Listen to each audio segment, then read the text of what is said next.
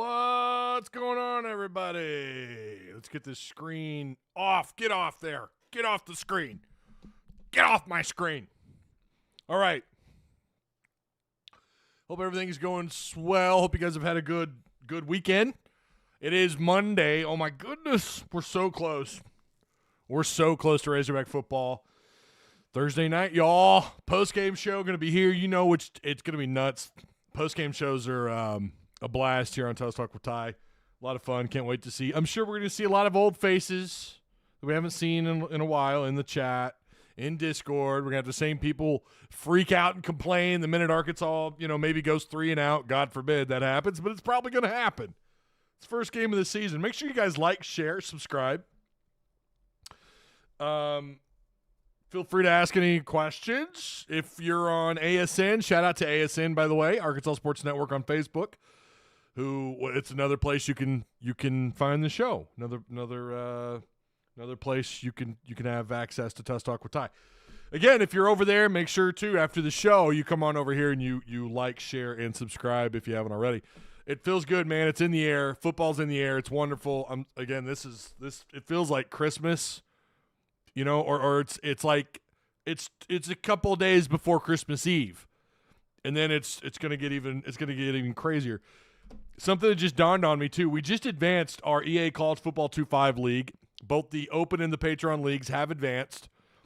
Thursday night, our leagues are going to advance at 6 p.m. Well, what else is happening on Thursday night? I wonder. All right, super chats are up and running, even though YouTube likes to gank. Who remembers that word, gank? If you went to high school in the early 2000s, they're going to gank that dude. Means they're going to gang up on, right? But yeah, YouTube likes to gank my my super chats. But feel free if you want to do that. If you want to do that, or you could go to Patreon, Tusk Talk with Ty Patreon, and you can become a member there. So shout out to Patreon supporters. You guys help keep all this afloat. We already mentioned ASN, but what about the sponsors who make all this possible? Direct Service Overhead, the Garage Door Company, they're one of them. They're the first sponsor. They still sponsor, and they're awesome. Shout out to Travis Ford. Free estimates, quality parts, affordable outcomes, better than best results. Same-day services, 501-244-3667. Again, that is Direct Service Overhead. Hundreds of 5-star reviews. Insurance Max, they cover the state corner to corner. Business, personal, life and health insurance, retirement, they shop the best rates for you. You're looking to change things up. You're looking to maybe save a little money or something. Why not see what Insurance Max can do for you? Check out their link. It's provided for you down below. See what they can do for you. So many moving parts to this. And like, I get it. Like, there's the scroll. You've got the name scroll at the beginning. We do the intros. Shout out Patreon. We kind of talk. I do that to let people kind of slowly come in. There's going to be someone here in about 5 or 10 minutes. They're going to ask me to repeat something that I already said in the chat or in the live stream. So just for anyone who has an issue with that, I get it. Not everyone likes that. They want to go right to the place where it's just going to give them everything they want right then and there. I call that TikTok brain. I operate this almost like a radio show. It's an hour, maybe a little more, maybe a little less. We're kind of shooting the shit. We're having a good time. I'm reading your comments. I'm talking a little bit about Discord. And, oh, yeah, we talk a lot about Arkansas basketball and football and a little bit of baseball, right? That's the way this show operates. It is not a bing, bang, boom YouTube channel. It used to be. I used to make edited content, and I hate making edited content. I can't tell you guys how much I hate doing it. What's funny is I could chop up practice footage all day long. I don't have an issue with that, but it's editing yourself and trying to make everything work, and there's so many moving parts. So one day I was like, you know what? No one's doing post-game shows on YouTube. Why don't I do that? And look how far it got us. I don't remember that word. I guess my high school was lame. Yeah, you must have been lame. It's gank. He's going to get ganked. Oh, man, yeah. You're going to get ganged up on. You're going to get your ass beat. Maybe that was a Fayetteville thing. I don't know. All right, well, pleasantries are out of the way. Let's go ahead and dive into a little bit of Razorback basketball, a little recruiting update. J.J. Andrews has narrowed down his decision. Now, this is the in-state number 21 player in the 2026 class. He's announced visits. He hasn't narrowed down. I'm sorry. He hasn't narrowed down his list, but he's announced visits to 3 schools this fall. Missouri, he's going to spend September 13th and 15th at Missouri. And then Arkansas on October 18th, October 20th, and LSU on the weekend of November 8th to November 10th. So J.J. Andrews, he's a shooting guard at Little Rock Christian, 6'7", 220 pounds.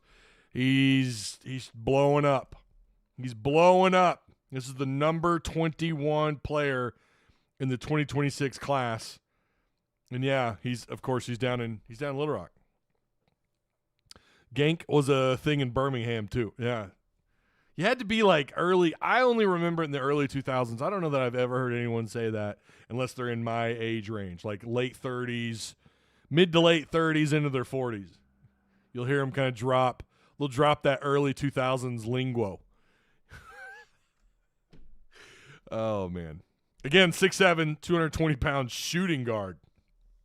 He's got some length on him. And he's only, 2026, man. He's still got a little ways to go.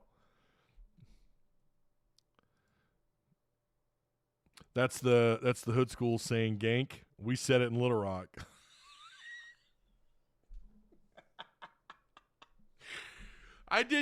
Fair. I did go to Ramey Junior High, and I went to East and West Campus at Fayetteville. West Campus was it's not where your scholars didn't exactly go to West Campus. It was your people who wanted to weld and work in auto body and all that stuff, and the people that just wanted to graduate early. Malik Thomas, this is coming from JC Hoops. There's our there it is right there. This is coming from JC Hoops if you're looking at your screen. 5-star guard Malik Thomas has scheduled an official visit to Arkansas for September 13th. Source confirmed to Hogbeat. Speaking of Hogbeat, we had Mason on last week. Wait, what a lineup last week, by the way. Oh, my gosh, man. They killed it. Courtney Mims, Mason Choate, Ty Richardson. I'm sure Ty enjoyed sleeping in today. They started the Chuck and Bo show.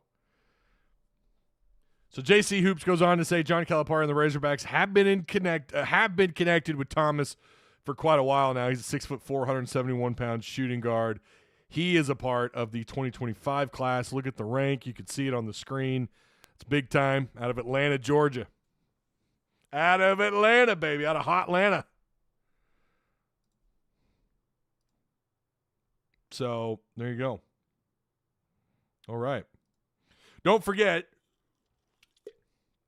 listen, man, if you're on Tusk Talk, if you're watching this on Tusk Talk YouTube, this Wednesday, we're gonna do the wheel spin for this bad boy right here. Are you looking at your screen? I get some of you who are like, "Oh man, I had my headphones on, Ty. I wasn't paying attention to the screen." Pay attention to the screen. We're wheel spin on Wednesday. We're gonna break down. I said I'm gonna break down my wins and losses as best as I can for 2024 for the Razorbacks. What you've got to do, you got to follow the instructions. They're pinned at the top of ASN on Facebook. They're pinned at the top. Go to Arkansas Sports Network. Make sure you follow them, like and follow. But what you're doing is you're showing a screen cap, a capture, okay? And you're taking a picture of that and you're posting it below that post. It's not this video or this live show. It's after the fact. You know what? I just realized I didn't hit go live. I didn't hit go live on ASN. That I'm telling you, that's going to take some getting used to. Now we're live. I apologize. I apologize, ASN Facebook. That's my bad. It takes some getting used to remembering to hit the live button on Facebook. That's my bad. Quick recap. J.J. Andrews out of Little Rock, part of the 2026 class, out of Little Rock Christian, 6'7", 220-pound shooting guard. He's visiting Arkansas October 18th through the 20th. He's also visiting Missouri and LSU. Big-time player, number 21 player in the 2026 class. Those are his 3 visits that he's announced so far. And the 6'4" shooting guard for the 2025 class, Malik Thomas, has also scheduled a visit on September 13th. So just there. Now you guys are caught up. And what we're talking about is the cooler. I do apologize. I'm expecting a text from Brad Davis like, oh, man, you forgot to hit the live button again. That's twice I've done that. I apologize. But, yeah, if you're over there, if you're on ASN, on Facebook, most of you know what to do. But you're gonna go to the post that's pinned to the top of ASN Facebook, and you're just going to follow the instructions on that page. And what you're going to do is you're going to take a screenshot that you're subscribed to this channel, and you're just going to show it up below that post. So there you go. There it is. It's a gorgeous cooler, by the way. Gorgeous. All right. Non-conference schedule. Have you guys seen this? I believe I'm up to date on this. I feel like they slide some in there, and you're like, wait, I forgot. Where did that one come from? This is what it's looking like right now. Hold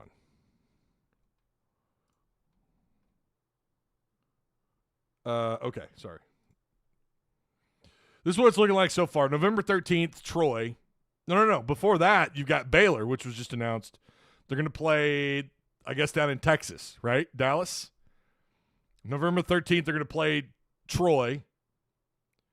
The 22nd, they're going to play Little Rock. That will be interesting. Maryland, Eastern Shore on November 25th. Illinois on the 28th. At Miami on December 3rd. December 10th, Michigan, which is Times Square. Up there, New York. UCA is going to be played North Little Rock, December 14th. North Carolina A&T, December 21st. And then you've got Oakland on December 30th. So I think that leaves 2 spots, I think, left. I'm not entirely sure. I need to reach out to JC Hoops to get him on here. I'd love to talk a little hog ball. We've never had him on here. We've had Mason from over there, but we've not had JC Hoops on. We got to reach out to him. I know he's a busy guy. All right, so I hope you guys are all doing well. Again, Facebook, ASN, hope you guys are doing well over there once we finally went live. Hey, gang, what's up, Jumpmaster Scott? How you doing? I don't know what Peanut Butter Posse said, but his comment was deleted. I'm back for some football, says Marcus Murdoch. What's up, Longshanks? How you doing, man? Class of 04. Yeah, I'm class of 02. I'm old. Oh, my God. I've been out of school for a long time. I'm in that 20-plus category. I've been married almost 20 years. Can y'all believe it? Me neither. Michael Kerper says, Ty is my man crush Monday. Kerper, are you going to any games? Are you going to the Texas game? Are you going to any games this year? I'm curious. Again, if you guys have any questions or comments, fire away. We're going to get into this depth chart here in a little bit. Here in just a minute. Sam Pitman talked with the media today. I have his I didn't record it. I wasn't there for it. He was asked some pretty interesting questions, and I'm just going to kind of pick here. Scroll up. Are you bussing down and flying back? What's the schedule? No, we're going to bus over there, but we'll bus back as well. Certainly helped us. We can save a little bit of money, but more importantly, with us having a two a day advantage on our opponent, talking about Oklahoma State, our kids will be off Friday, then we'll practice Saturday, be off on Sunday, and then we'll go into a regular schedule for Oklahoma State after that. Yeah, right. Regular schedule. As if you haven't been sliding in a little Oklahoma State film every now and then since spring camp. Come on, coach. I mean, I know he's talking about his schedule here. I get that, but he's been asked about Oklahoma State a little bit. It's just such a, and Bobby was asked about Oklahoma State, and he was like, we got UAPB first. Fair. But let's just not sit here and act like, let's not play footsie, okay? Let's not sit here and act like you guys haven't been getting ready for Oklahoma State.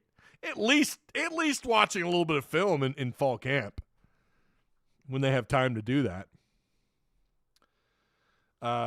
Yeah, I'm telling you, and we keep using the word interesting, and when I had Courtney on, and probably said it with Mason and Ty last week as well, that game is, I mean, it's like all caps, interesting. It's a very fascinating matchup because it is going to tell you so much. It's going to tell you a lot. You're going to have a pretty good idea of who you are. And yet, here's what's crazy about it. I don't know that game's an indicator as to whether or not you're ready for the SEC, because getting ready for the SEC is not, and this is the thing, especially, people just kind of coming into the YouTube world and being Razorback or SEC people talking about stuff they don't ever mention and they don't focus on enough. It's not about the head-to-head matchup. It's about the grind of this conference. So, like, even if you listen, a really good example, and I've probably used this as an example before, USC walked into Fayetteville in 2006 and beat the hell out of the Razorbacks. I mean, it was bad. Felix fumbled the ball. I was at the game. I remember when the fans were, the game got so out of hand, and by like I think the third quarter, fans were screaming for Mitch Mustaine to come out. And they did in the fourth quarter. Mitch threw that pass to Damian Williams. It was nice. Of course, USC was already done by that point. They had already they broke the switch. They were whipping Arkansas so bad. And then what happened? Like, all of a sudden, Arkansas got, I remember Darren was still a little dinged up, right? They didn't want to – I don't know what his issue was with the USC game, but – you saw them start to get better and better and better after that game, and they survived the grind. And not only did they survive it, they went on this winning streak. So I wouldn't look at the Oklahoma State game and know Oklahoma State is not USC.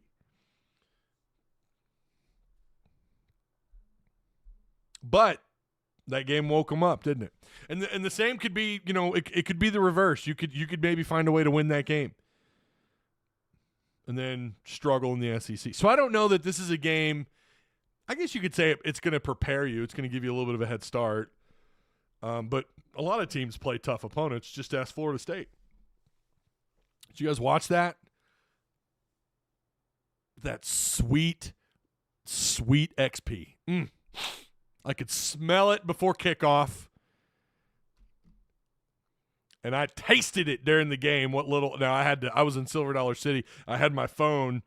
I skipped out on some rides, and I had my phone. I'm just watching what I could. And then I watched, like, the whole fourth quarter. What a game, man. What a game. Not a lot of mistakes, right? From what I could tell, pretty clean football. Georgia Tech got that dub, and I got that XP, baby, in Discord. Let's go. So, yeah, that was exciting.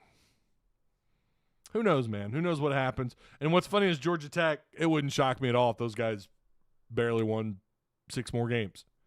It's just kind of how it goes. We got an update on Curtis-Harris situation at left guard. Now, we're going to get into this here in a minute when we start talking about the depth chart, which we're gonna do here shortly. But Sam Pitman says, I don't believe Patrick will play. I'll say this too, and we'll miss him because he's a good player. It's one of the reasons why you're going to miss him. That back is still bothering him, but Amarian Harris has had an outstanding camp. I don't know that there'll be any drop off there. He's really not a 5 if we're going 1, 2, 3, 4, 5. He's not a 5. I don't know where he's at. I don't know if he's a 3. I don't know if he's a 4, but he's not a 5. That's intriguing. He's really done a really good job. I'm really pleased with how he's come along and gained his weight. He's always in position. I'm happy for him. Yeah, Marion Harris had a really golly. He had the fall camp you needed to have, and it makes you feel a little bit better about what's going on the offensive line. A little bit better about what's happening on the offensive line. Like, you feel slightly better with the Marion I mean, I remember, when he got here, it was a big deal. And it felt like just a matter of time before that dude's going to get snaps. He's going to start. And he struggled. I think he came in too heavy. Then he lost too much weight. Trying to find that balance. It's tough. Kudus. Patrick will not play. No Kudus. No big shocker there. He didn't practice at all through fall camp. We didn't see him.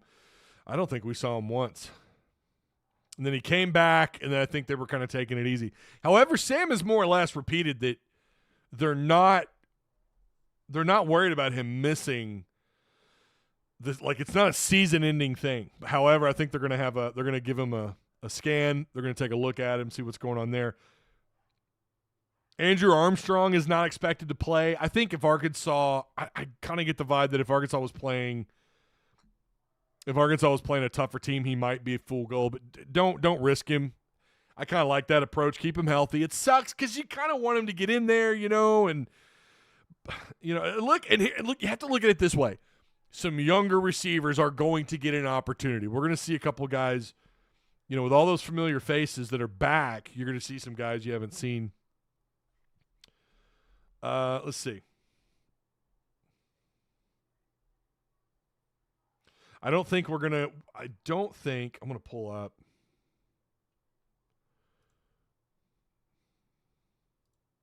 I don't think we're going to see DeBinion. I think DeBinion, even though they have him on there, him and Jaquindon Jackson, Jaquindon was walking around in just street clothes the last 2 days that the media was allowed there. I saw him, my own two eyes. He was in street clothes. So that'll be interesting. Another time to use that word. And then he was caught up on, or he was talked about, he was asked about battles, Jukic versus Davier and Metcalf versus Clark. Well, we haven't really talked to the kids exactly if there's an or there, or who's going to be that. But I can be honest with you and tell you that HUD and TJ have played really well. Both the Metcalfs have. And I continue to brag on them because they had spring, fall camps. They look the part of SEC defenders. Now, again, I fully agree. We've seen this before. We have these young studs just come in, they come up, they're battling their way up the roster, and then we don't really see them. However, I think you're going to see both the Metcalfs on the field early this year. They both will play. He says both good battles are both those battles are between two really good players. They both will play. All four. You understand what I'm saying? I'm reading the transcript here, but I think we still have another physical practice today, and we'll find out what we're going to do at that point. I'm not going to lie to you. It feels good not having to go to practice.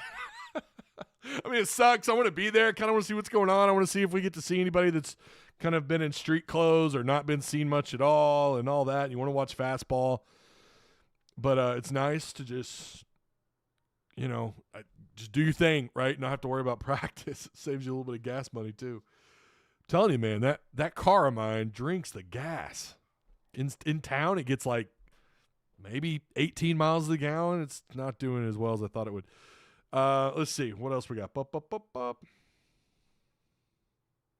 How has Amarian Harris specifically improved? He says, I just think he's much more motivated, and his body gives him a chance. He had lost so much weight. He was down to 275, 278, and I'm not for sure if that didn't affect his mind as well because he wasn't able to move people. He will always have good quickness and always have pretty good technique. He says pretty good technique. But now I think him being over 300 pounds, I think his confidence is much better. And again, we're talking about Amarian Harris. He's been here now for 3 seasons. His ability to move people is much better. Yeah, getting to a certain weight, finding that level of strength, and then knowing, utilizing the technique and knowing how to play with that weight. It's so important, especially on the offensive line, and I appreciate that Sam's given us this. I'm going to tell you, because the media because the media is not there, I think Sam is going to give a little bit more in these press conferences, maybe a little bit more than he normally would. Although he's sometimes, Courtney said this best. I think she said it here. Oh, by the way, she was in one of our Discord lives. Shout out to Courtney Mims. She was in one of our Discord lives. How awesome is that? But I can't remember if she said it there or in when she was on here last week on Tusk Talk with Ty, that sometimes Sam maybe gives us a little more than we need. But no, I'm here for it though. I'm here for it. But he goes on to say, I think he's just playing much better because he's confident he can get it done. Him and Carmona together, they've really been good. Carmona's been good for him. If that makes sense. How'd the mock game / dress rehearsal go? Not hitting. Sam says, well, we actually did hit this year. We went into shells, and our tempo was good. I felt like the offense, I think, was right at 20 plays. 2 of them were on air situational, and the defense was around 18. We had all kinds of special team situations. It went well. In the past, we did not do that. We did the special teams, but we didn't physically get after each other. I felt like we're trying to talk about being tough, and you can't be tough unless practices are tough. Very good point. And the expectation is tough. And we did that. It went well. And so he also says, maybe it's coming up in the next question, about getting through the physicality of fall camp. I don't know. It's tough for me to say. This is my third. This is my third fall camp. I don't know that they were any tougher based on what we saw or not. I guess they were. But I know that that's something that they've emphasized all through, at least talking with the media. And I guess some of the players have repeated that a little bit. There is a certain physicality with this camp, and it's good that they got through this, as far as we know, without any serious long-term season-ending injuries. Now, you can always have a guy who's got a nagging issue, who's got a nagging whatever, back, shoulder, knee, whatever, right? And that could hinder him, and you don't see him play. I mean, we've seen that before. You see it every year. You see it everywhere. That could be a thing, and sometimes we're not really, they just won't tell you. And they definitely, they won't tell you. He's not going to tell you that when he's talking to the media. So, yeah, he was asked about Kudus' availability after UAPB. Pitman says he's going to get a reading on his back on Friday, so that would obviously be after UAPB, and then we'll know a little bit more after that. But he has, he's progressed from things in the pool to things on land now, to a little bit of hitting. Okay, so we got a little bit of progress here. I missed this part. So we're going to get this MRI and read, and then I'll have a better answer for you, I guess, next time we meet next Monday. So we'll know a little bit more a week from today on Kudus. That is a big deal. Getting Kudus back is a big deal. Got to get him back.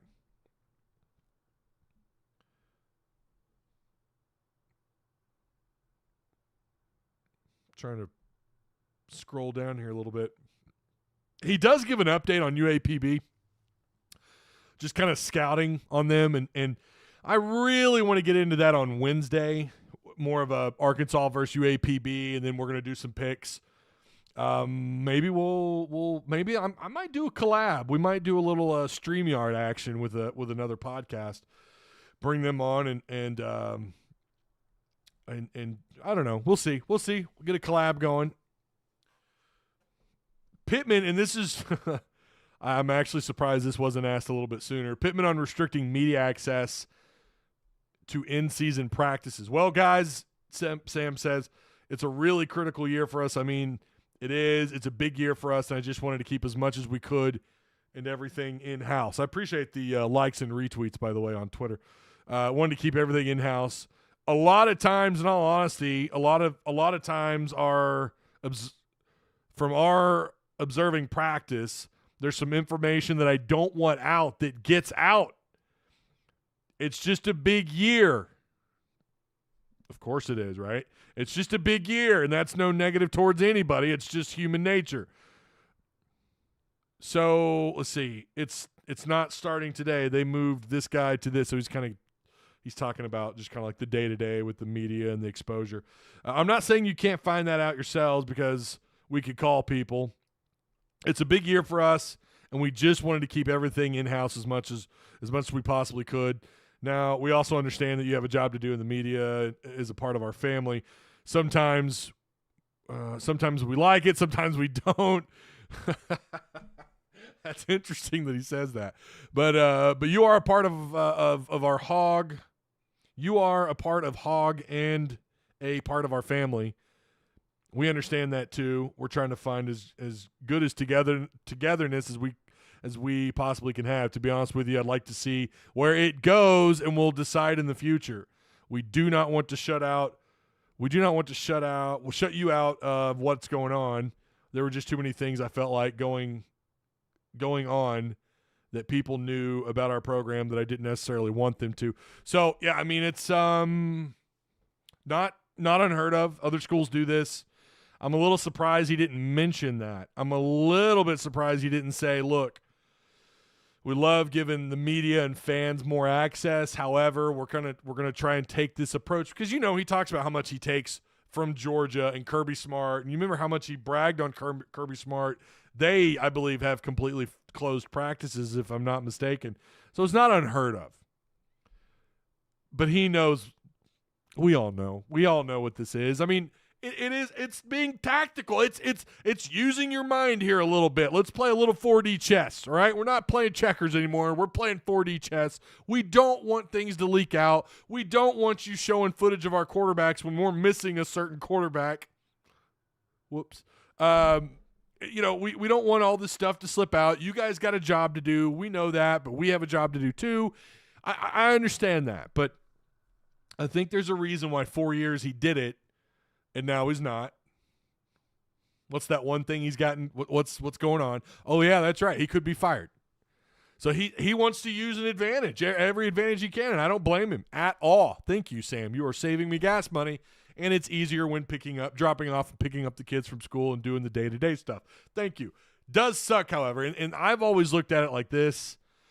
Boy, I sure do like it when the media talks to me. I sure do like it. And the media is talking to me. They're telling me, they're reporting to me what they're seeing in practice.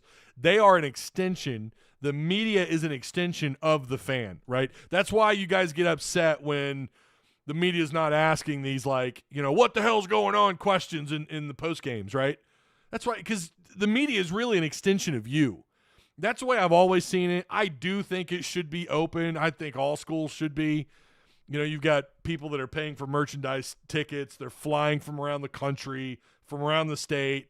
Probably should have done that the other way. They're coming in from inside your state, from the region, and from around the country, right? Boy, it sure would be nice if they got a little bit more, you know, being able to get that kind of footage and upload it. They did give us some. It's not like they didn't give us any. We got 14 days of practice, I think. They didn't let us see scrimmage, either of the scrimmages. And then what they do last spring, it was completely open. They in fact, the scrimmages were open to the public. So, you know, it's a little give and take. I don't mind it. I do believe the media should be and is an extension of fans. You know, and you do probably want to cater to them a little bit, right? Shutting them out, well, guess what now? There's going to be speculation, and it might actually be worse because we don't know. We can't see anything. You're going to see rumors. Listen, I'm not going to sit here and lie to you. There's certainly some people who like to put out a little, you know, something they believe may or may not be true. You know, and listen, hey, go do you, fam. Go do you. You're going to need to back it up a little bit, but go do you. Listen, we're all out here trying to grind this thing out, right? There are some that, you know. So now they're going to have more power because the media can't go to practice and film and show you what's going on. Now, what they usually do to filter that, you get like the SID, the football SID will tell you, okay, you can't film. You're going to get 1 through 5. Those are your periods, each period lasting however many minutes. And you can't film, which used to be, it was fastball. You couldn't film fastball, which was usually period 2. If I remember right, last 2 years, it was period 2. You just couldn't film it. That's fine. You're still there reporting on it, right? You're not going to have that. So now speculation's going to get crazy. I've seen that at some other schools because the fans don't have any more access. So, no, I don't think it's a good idea in terms of trying to keep that stuff away, but also it makes sense why they're doing it. They don't want stuff getting out. They don't want to show you. There's, I'm not going to say we were sitting in we were in a Discord live and we were told we might see something pretty interesting this year, and they from an offensive perspective, and no one knows what it is, and they want to keep it that way. And I think we're going to see a couple of surprises. And, so I get it. 2-minute warning. He was asked about that. He just says, just more stuff to worry about. So, yeah, Pitman, I think you could tell, and there's a little bit more here. I think I don't want to miss this part on the secondary. But you could tell heat's on, and he's been pretty upfront about it. He's, of course he had the Sam Pitman live show, whatever. They're going to do it again next week. He's kind of done the rounds this offseason talking with everybody. He's been on the radio. He was on Chuck and Bo this morning. Pretty sure he was on another radio show last week. But anyways, he's been busy. And he's kind of, look, I get it. Everyone thinks my seat's hot, whatever. It is. And I'm going to tell you guys, I think it's torching hot. And Oklahoma State, again, that's part of what makes that so intriguing, isn't it? No more games in Little Rock, says RQ56. What's up, Pops? How you doing? Satire, a.k.a. Hogwash. Ty, online. What's up, online? How you doing? Ty, am I a hater? But I see the Hogs going 4-8, 5-7. I just don't find a sixth win. That said, do you believe Bobby's first year will be better than Bryle's first year? Ooh. Oh. That's I haven't given that much thought. I don't know.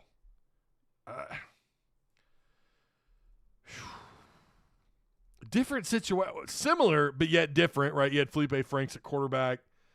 Man, that's a good question. I don't know. Ask me again on Wednesday night when we come back and we do a prediction. What's up, Philip? How you doing, man?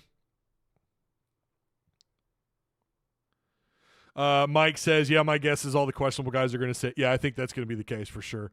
Again, if you guys have any questions or comments, I swear I'll answer one. I don't know how to answer that. You only played 10 games, rough, all SEC schedule. That's a tough one. Kerper says he will be at the Texas game. There you go. All right. Hey, make sure you guys like the stream, share the content. I am still up against the algorithm. I can tell you guys it's kicking my ass. Not much I can do about it. Not everyone's getting notifications. It's videos are not being recommended. Don't know.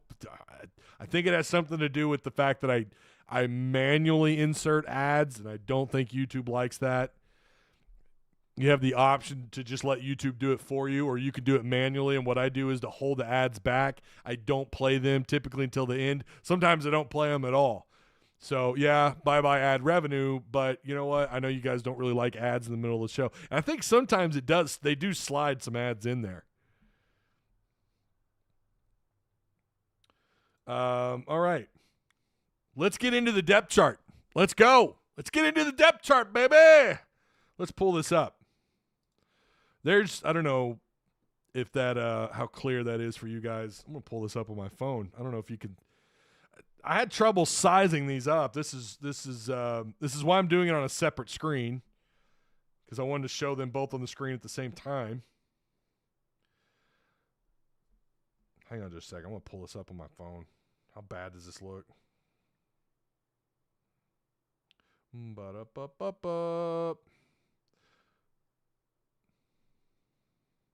Okay, so if you put your phone sideways, you can kind of see it a little bit better. Kind of. You can kind of zoom in with your fingers there if you pinch out. So looking at that, is there anything that stands out to you guys? Again, take a look at it. Zoom in on your screen. Michael says he can read it. Good. Pike Peak Hogs says, we have upgraded our offense. I see at least 7-5. At least 7-5. Okay. BP is good for at least one upset, maybe two. Was there anything on there that maybe you guys were like, okay, whoa. Yeah, the or on running back, I don't know. I really don't know. What did Sam say about the running backs? I might have scrolled over that. I was swamped today. I did not get a chance to actually watch the press. I wasn't even there. What did he say about the running backs? I know he said something. Let me scroll up. Well, got the battles there. He was asked about the injuries or the team staying healthy, no major injuries with the running backs. But I don't see him really. Let's see. The depth there at running back, I look at Jaquindon to be our starter there, and then we'll go after that. Probably Rodney Hill. So I guess Jaquindon is going to play. I'm going to assume that Jaquindon doesn't get a lot of carries. I think it's going to be the Rodney Hill show, to be honest with you. But he goes on to say maybe he's talking about long term because he says Jaquindon, and then after that probably Rodney Hill. Hill would be the second guy in the game, and then R-Dub. R-Dub's been beat up a little bit, so he hasn't practiced at full speed consistently over the last 10 days. Rodney's done a really good job, and he has. I thought Rodney's looked really good. We feel like we have 5 backs we could really play, but probably in order of going into the game, that would be 1 and 2. Then we'll figure out Rashad. Then we'll figure out how Rashad is at practice. Okay, so he is talking about today or Thursday night. Okay, so Jaquindon is going to play, but that's not actually what I was talking about, though. That is fascinating, but I think that's more from an injury standpoint. Several of these are. Fernando Carmona Jr., 6'5", 322 redshirt junior. The transfer from San Jose State. Scored really good according to PFF. Amarian Harris is backing him up. What did Mason Choate say? We talked about that last week. He just said Amarian. He was like, no, wait, they'll just slide Amarian Harris over. We figured it out. And look at that. That's exactly what it looks like they're doing here on the depth chart. But more than likely, you're going to see Harris at that left guard, and they're going to keep Addison Nichols. I still kind of wonder if they don't mess around and move Wiggins, let him get some snaps at guard. Josh Braun at the right guard spot. He's going to be backed up by Tykees Crawford. Here's what's great about Tykees Crawford. He can be a solid backup from either the right guard or the right tackle position. Keyshawn Blackstock, no surprise there. He's going to get the start over there. Joe Moore's going to back him up. Now, keep in mind, Street was the guy. I think Street was going to be the guy, but they realized they had to move Harris over to left tackle. No, the spot that kind of stood out to me, and I don't know, maybe I'm missing something, but no one's, as far as I know, has talked to me about it, and I've not read it anywhere on Twitter, but it's tight end. Let me flip that back over. It's tight end here. Not Washington backing up Has. Not the other transfer whose last name I always butcher. Varkey's Gums. The DJ Williams, slightly taller, bulkier DJ Williams. Varkey's Gums. He's there at the backup spot. What about Jordan Anthony right there behind Tyrone Broden? I think Anthony's going to play a lot. But again, you're looking at the offensive line. I still don't. They're not too deep behind every position. I mean, they've more or less admitted this. They are not. And Sam was talking. And he said, I was at such and such school where we had a really good offensive line, and we didn't have 8-9 guys ready to go. And I'm sitting here going, Sam, I don't know that you got 7 guys. I think you maybe have 7 guys. And there's still questions about some of these starters. There's still some questions, like Addison Nichols. How's he going to handle the center spot? Kudus back over to left guard, which I think he'll be fine, assuming he can play.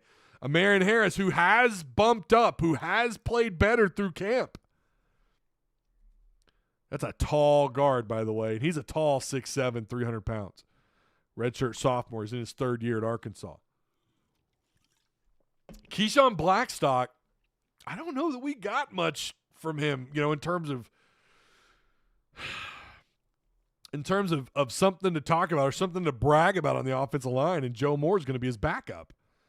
And again, you got Harris as the backup in 2 spots. I mean, this should tell you quite a bit, Not that it's unheard of. I get that.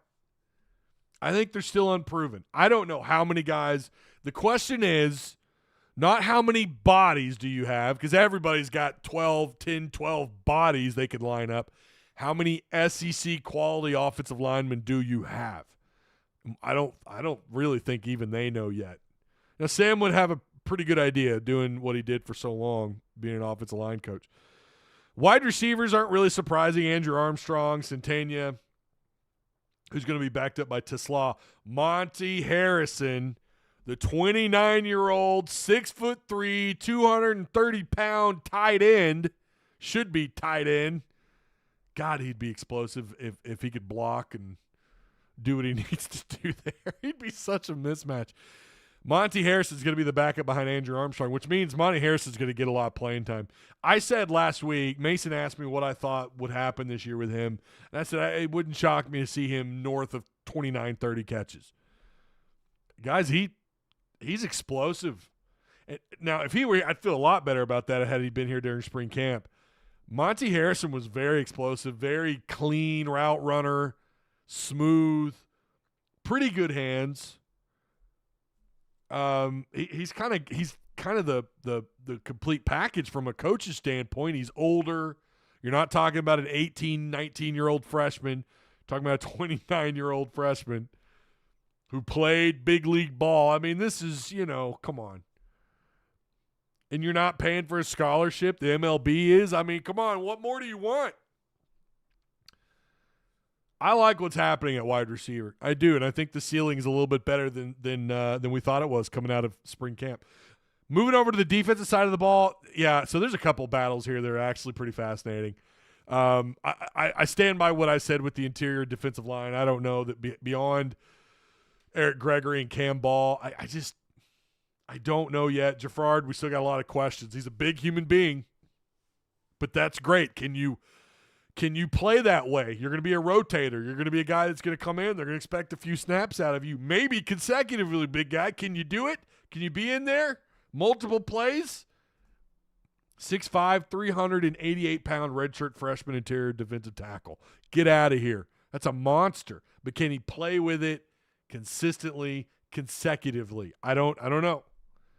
The interesting thing, number one, I want to see 97 get some playing time. I want to see 97. I want to see Rhodes, 6'6", 280. God, you're huge at defensive end, man. You've got Jackson, who's 6'7", 281, and then the backup behind him is a sophomore.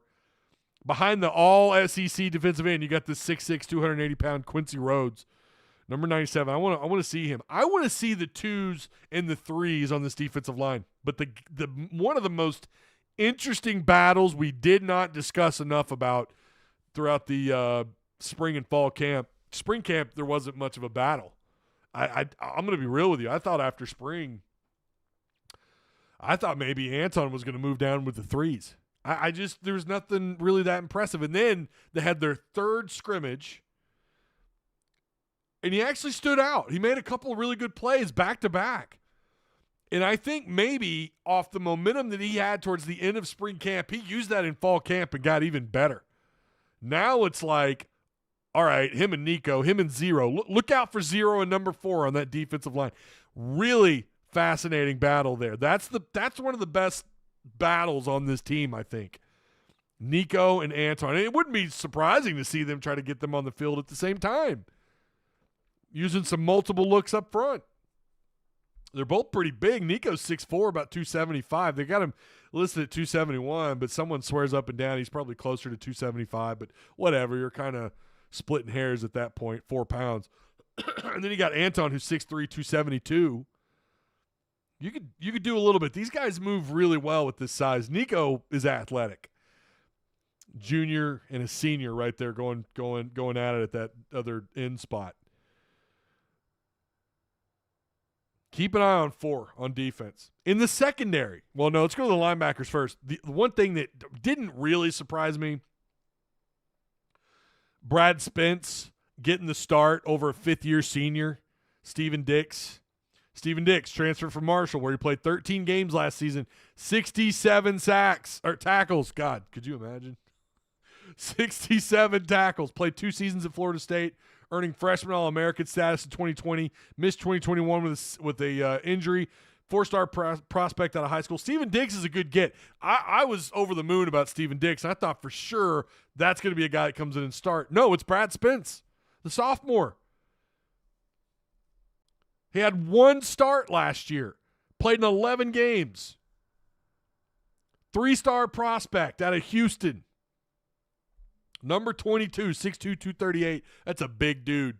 And he moves very well with that weight. And then, of course, Xavion Sori is gonna get the nod over Anthony Switzer. No surprise there. Of course, you've got Bradley Shaw that'll be in the mix. They have the or for that backup spot. I think, this is probably the most obvious thing in the world to say. They need to just beat the living hell out of UAPB quick. No slow starts. And I know it's going to be natural, right? They got to knock the rust off in a live action scenario, but hey, that's the whole point of a physical fall camp, right? So you don't have so much rust. You need to go in there, get your starters off the field before the end of the third quarter. And I know that's not something you see often anymore, but you need to do that. And you need to get these 2s and 3s, these freshmen, these transfers an opportunity. I want to see Anthony Switzer. I want to see Bradley Shaw, talking about a freshman. I want to see these guys get those opportunities. Then we go to the secondary, and here's where things also get a little spicy. Here's where it gets a little spicy. Pull that back up. What are you looking at in that secondary?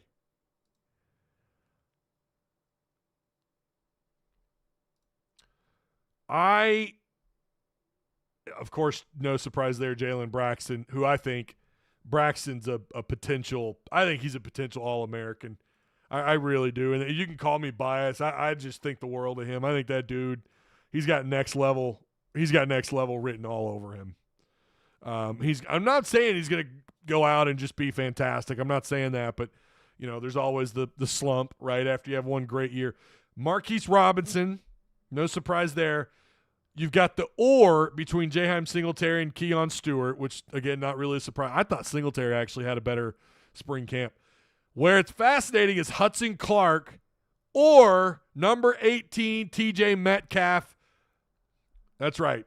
That's a very fascinating battle. You got Danico at that nickel spot who's going to get the nod over Tevis.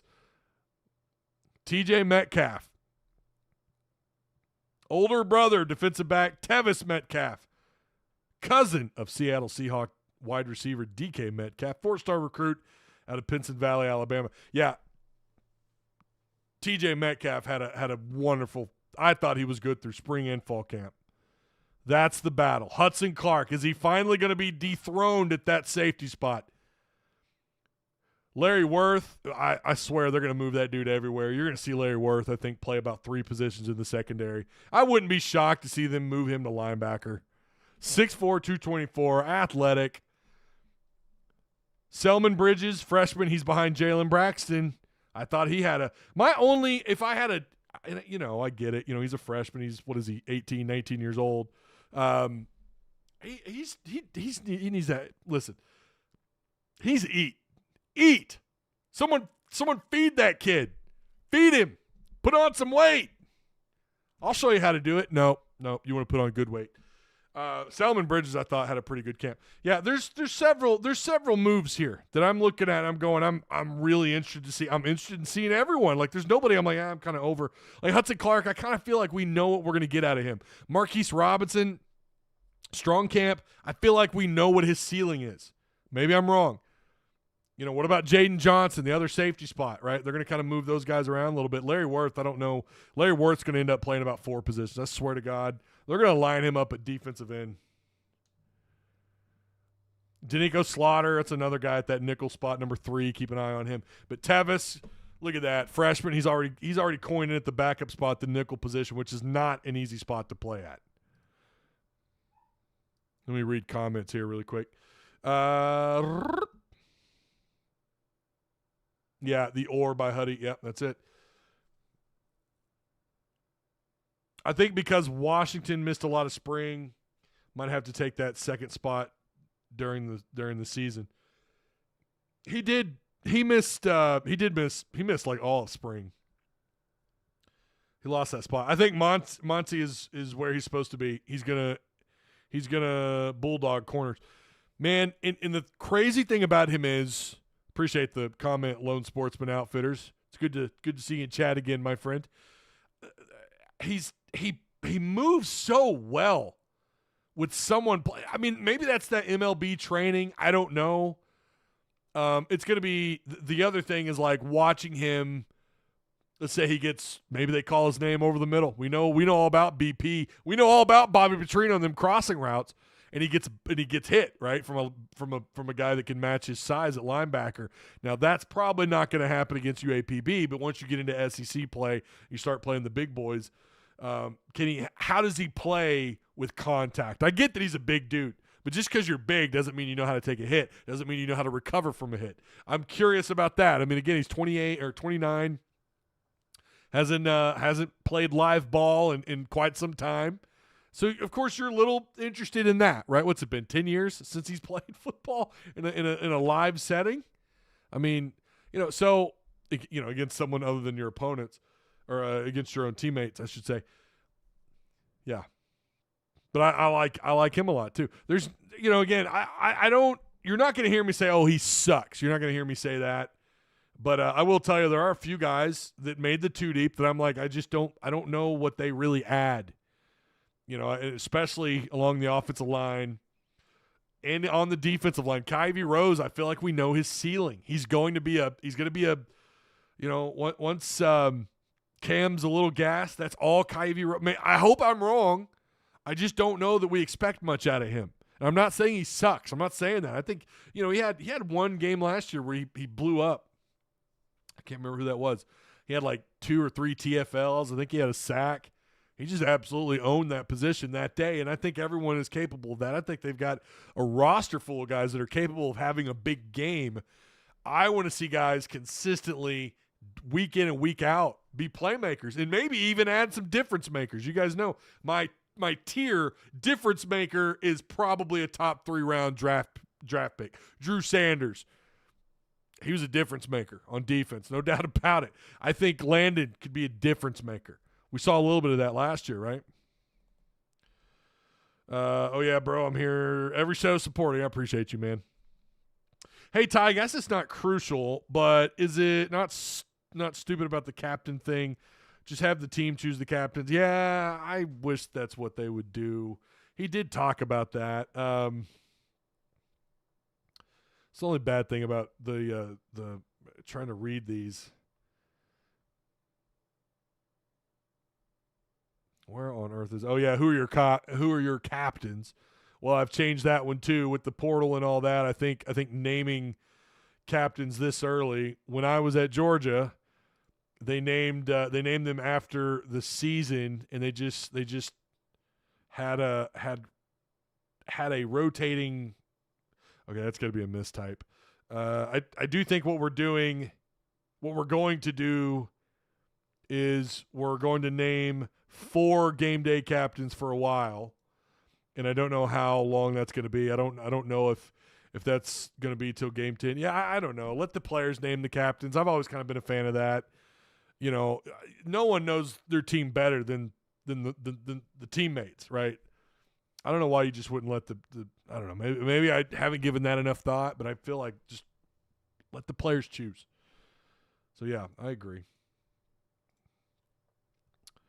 Oh, the captain thing was a result of KJ and Rocket last year. Well, but wouldn't that make more sense to let the players pick though? I mean, did I hear that wrong? Am I reading that wrong? Like, let the players pick. I don't know. Pike Peak Hog, welcome, my friend. Tyler G says a lot of ore. You know, it was that way last year too. In fact, I think every year that he's been here, we've seen a lot of ores. But this was about what I expected. I mean, it really was. None of this is really that surprising. There's a couple of spots where it's like, oh, all right. Like at running back, you know, not really super surprising. I thought Varkey's Gums getting that nod. Now, I know Washington a little bit behind. If there's one thing I could say about the tight end spot, if there was one player, I was so excited when he committed and signed. Shamar Easter. Shamar, I watched them do blocking drills, and maybe this was just a bad day. He's just not a blocking tight end, and I know that's not a surprise to anybody. He's really just he's a wide receiver playing tight end. I think he could be a matchup issue at tight end, and maybe that's what they want him to end up being, but he just seems so behind in the blocking department. But again, that was, you know, the last time I watched the tight ends was very early on in fall camp. I didn't really watch them block in terms of when they're in their individual groups. Didn't watch them do a lot, but they have this drill where, you know, the guys just kind of knock into him and they've got to, you know, take on the defender. And he just looks so timid. And that's kind of my only, if there was one player, because someone did ask me about Shamar last week and I forgot to answer their question, but that would kind of be the one guy that I'm like, you know, when you look at the names, I know there's going to be people asking about Shamar Easter. Now, Washington kind of stole the spotlight, right? Unfortunately, he kind of fizzled out in spring because in terms of his notoriety or whatever, because he was banged up. Then he comes back in fall camp and he has a pretty good fall camp. But Shamar Easter, it just feels like Shamar Easter, I don't know, man, but I feel like they ought to move him to wide receiver and just develop him there.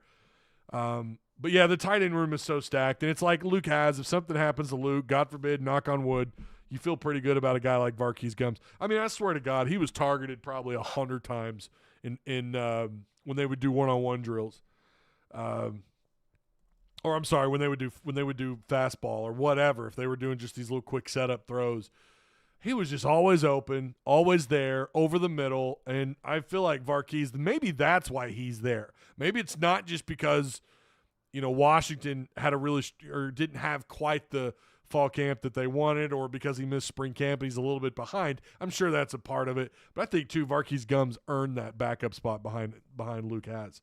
But I feel pretty good about most of the two deep in terms of, like, I say most. Let me back that up. I feel good about the two deep in more areas than I thought that I would, which is why I pushed them to 6 wins. Again, offensive line, interior defensive line, and maybe even the edge spot. You know, maybe, I don't know, Quincy Rhodes at 97. I want to see him do something this year. That guy got huge last year coming out of high school. Maybe now he could play with that weight a little bit better. You know, what's going on with Nico and Anton? Are they really that good, or is it just a battle of mediocrity? You know, is it just a battle of who's going to take that spot and not do anything with it? And we have this back and forth between these two guys where all year long he's going to get the start, and then this guy's going to get the start the next week, and it doesn't turn into anything, right? There's still that question when you're talking about the two deep. But I do feel better in certain areas, and the tight end room you've always felt good about. The wide receiver room I feel better about. I don't know about Malachi. I get everyone's on Malachi's. Everyone's there with Malachi. He's a capable backup. Man, if I've learned anything, you just don't know what you have with a backup until you see them go out and do it. Now, UAPB, we're going to have to put a big, you know, whatever, right? I mean, it's UAPB. If you come out slow, well, it's because of all the rust and excuse after excuse after excuse, and there's probably something to those excuses. But if Malachi gets an opportunity, I hope he makes the most of it against UAPB, and I think he will. What's the line at? It's down to 45, is that right? 45, Arkansas to win this thing. Oof, I don't know. Hey, Ty, most, if not all, tight ends will play. It is our strength, in my opinion. Yeah, it is. Bobby knows this, and we will see a lot of 12 personnel. Wait. Maybe I'm too much of a wishful thinker, says I improve, but I'm hoping to see DeBinion lay some solid blocks for once this season. For some reason, I've always been a big fan of his, hoping for the best. Yeah. Running backs have got to block too. That's for sure. Running backs have got to block, or you're in some trouble. Let's go, Ty Game Week. What's up, James? How you doing, man? There's a legendary status member right there. Hey, don't forget, make sure you're legendary status so you get an opportunity at one of those awesome cards. We're going to have 4 legendary status cards that we're giving away. 4. We're not just doing 2. It's going to be 4 different winners, so make sure you've signed up for a chance at either a Darren McFadden. It's Darren McFadden and a really cool card I've never seen before.